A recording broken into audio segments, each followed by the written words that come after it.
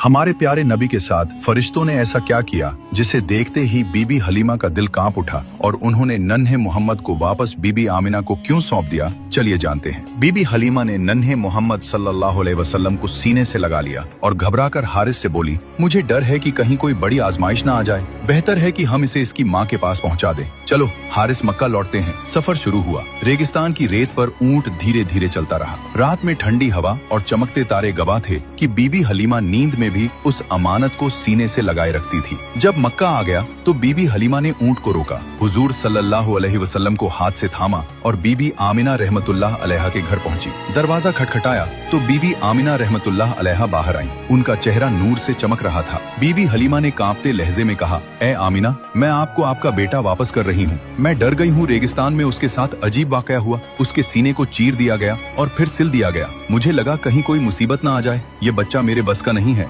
बीबी आमिना रहमतुल्लाह अलैहा मुस्कुराई और प्यार से कहा, हलीमा, जब ये बच्चा मेरे पेट में था तब भी मैंने ऐसे मंजर देखे थे जो किसी और ने नहीं देखे होंगे। ये बच्चा कोई आम बच्चा नहीं है, इसके साथ फरिश्ते रहते हैं। ये अल्लाह की रहमत और अल्लाह की अमानत है। इस पर कोई बुरा असर नहीं पड़ सकता क्योंकि खुद अल्लाह इसकी हिफाजत कर रहे हैं। ये सुनकर बीबी हलीमा का कांपता दिल भी सुकून पा गया। बीबी हलीमा ने नन्हे मोहम्मद का सर चूमा और कहा, बेटा तू हमेशा मेरे दिल में रहेगा। तू वो नूर है जिसने मेरी जिंदगी रोशन कर दी। उस दिन बीबी हलीमा खाली हाथ लौटी, मगर उनके दिल में ये नन्ही रहमत हमेशा के लिए बस गई। इस तरह हुजूर सल्लल्लाहु अलैहि वसल्लम का दूध पीने का दौर खत्म हुआ और आप मक्का में अपनी वालिदा के पास रहने लगे। ये अल्लाह की मर्जी थी कि अब आपकी तरबियत का नया सफर शुरू हो। मक्का की गलियों में रोज काफिले आते जाते, बुतों की पूजा और झूठी रस्में चलती, लेकिन एक मासूम बच्चा अपनी आंखों से इस दुनिया को देख रहा था। दादा हजरत अब्दुल मुत्तलिब भी नन्हे मोहम्मद से बेपनाह मोहब्बत करते थे। काबा के पास उनके लिए बिछौना बिछा होता।